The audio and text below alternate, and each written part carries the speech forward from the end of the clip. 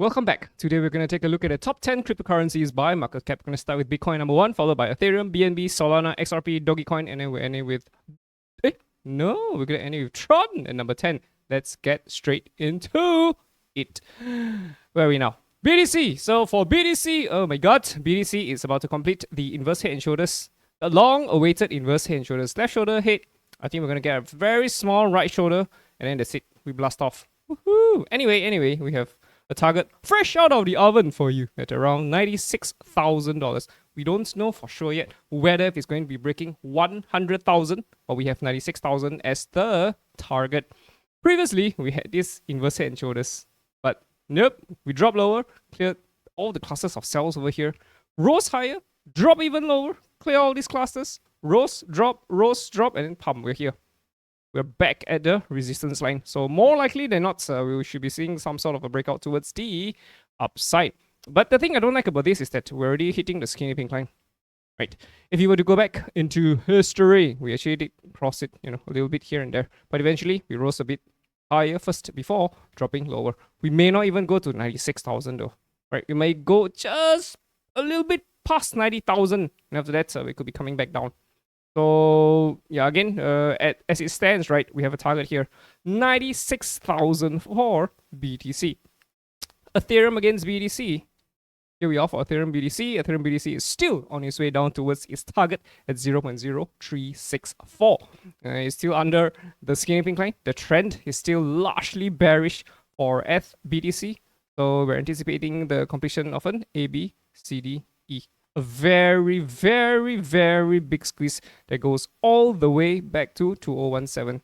And we're expecting Ethereum BTC to eventually complete a squeeze and a breakout.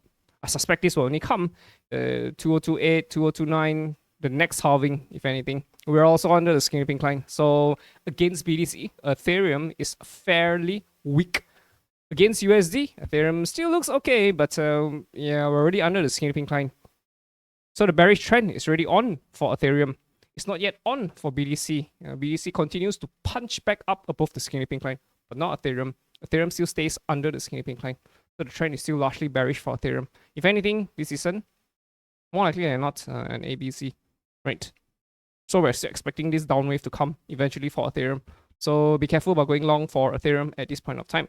BNB, okay, BNB is looking pretty good. BNB against BTC has a squeeze over here. Ta-da! I think this is potentially, right? No, there's no guarantees in trading. But BNB BTC could be completing a squeeze, and it could be a breakout towards 0.01118. We're above the skinny pink line, which means that the trend is still bullish for BNB against BTC, which means that BNB is still stronger than BTC in terms of its bullishness. Against USD, BNB is already still above the skinny pink line. So if BTC does what we expect it to do, going above 90,000, close to 100,000. Our target is at 96,000. Very likely BNB is going to hit higher as well. Again, BNB also could be doing the same thing, not crossing 1,000. Potentially. But as it stands, we actually have two targets here. These are the two targets which we acquired way back in March 2024. And we're still anticipating that possibility of 1240 and 1566. Against BTC, BNB is pretty strong. So you might see stuff happening for BNB, to be honest, and this could be a nice break. But at the same time, just like BTC, we've already touched the skinny pink line. So this is not something that we want to see, right? This signifies a potential drop because this whole thing is something like a rising wedge. And rising wedges usually are bearish. So, there are some mixed signals here and there. So we have to monitor the price action pretty closely. But we still stand by our target of 1240 and 1566. Solana, Sol against BTC. Solana against BTC. We are very close to the skinny pink line. But at the same time, this is also a squeeze. You see this? Something like a squeeze as well. So, yeah, there could be a breakout towards the upside. But at the same time, we are touching the skinny pink line. This is not good though, to be honest. We would prefer Sol BTC to stay above the skinny pink line. There could be a rally, right? Clearing all these clusters of buys for Sol against BTC. Right, going up to this noisy area over here, but not taking out the highs over here, right? But not forming a new all-time highs. So Yeah, we could do something like this, and then we come back down under the skinny pink line. Bear season starts once we come back down under the skinny pink line again. This is really a preview of what's to come. So you got to be very, very careful about rushing to a trade for Sol BTC. Against USD, Sol is also touching the skinny pink line. Right? We are not completely under it yet. Ethereum is pretty weak. Let's say, for example, if you look at Sol USD, okay, let's look at this against ETH USD. Right? You will see that Sol is fairly strong. Right? Stronger. We're already forming a new all-time high against Ethereum. So Sol against Ethereum is still above the skinny pink line. So if you want to pick a large cap coin to put in your money, I would say Sol is looking pretty good. Much better than Ethereum. Anyway, for Sol against USD, we have a target over here. Ta-da! $220. Reason being, there is a inverse head and shoulders over here. At the same time, you can call this an ascending triangle. Right. But at the same time, we're also touching the skinny pink line. We don't really feel comfortable about this. And if anything, if we were to, put on a long for Sol against USD, this is where we're getting out. We are not too sure whether if Sol is going to be breaking the highs over here.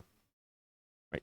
If we could break the high, stay above it, then yes, we could be anticipating much more upside for Sol USD. But we're already touching the skinny pink line. One thing which I don't really like. So yeah, I think the whales are trying to clear all these clusters of buys first. Boop, and then we come back down under the skinny pink line. This could be the brutal fall for Sol. So watch out for this, right? We can still go long, but you got to know what you're doing, and you got to have proper risk management. XRP against BTC. Here we are for XRP. Okay, so XRP on a bigger scale, right? It's looking pretty ugly. Left shoulder, hit, right shoulder. We're about to break back under the support line, which is not something which we want to see. Right, I'm guessing that XRP's move could be heading back towards the lows over here. Potentially. This is a very big head and shoulders. And we're under the skinny pink line. On the weekly, we're under it. 6-day weekly, we're under it. So we're anticipating a big fall to these lows. So XRP is not, the one that you want to be in. Is BTC. That is the one that you want to be in. You want to be stacking sats. Anyway, for XRP against USD, we are potentially in a squeeze. A, B, C, D, E. Breakout. $1.60 is our first target. Second target is $6.10. Right? If this really does break out, right, I think we're going to go past $6 though. Closer to about $10. Maybe $7, $8, maybe $9. Again, we're not too sure. But if you were to put on a crazy trade, right? This is where we're getting out. $6. So yeah, this is we're at 55 cents though. Okay, coming back down towards the daily, right? This looks to me like a potential head and shoulders, right? And there is a chance though that XRP could still be heading a little lower, clearing the lows over here. Or we can even just clear these lows, right? Clear these lows, and then we come back up here. I would love to see many hits of the resistance line, and then an eventual break towards the upside. So yeah, at this point of time, we still stand by our $1.60 target for XRP. Dogecoin, the Department of Government Efficiency. DOGE is rallying against BTC. This is the kind of move that you want to see. We are attempting to go above the skinny pink line. Will we succeed going above it and staying above it and continuing higher? Something like what we saw on BNB, right? If you look at BNB, this is the kind of move that you want. Break above the skinny pink line, consolidate above it, continue higher. So as it stands, this is what we're hoping for. Dogecoin against BTC. Will we get it? Not too sure.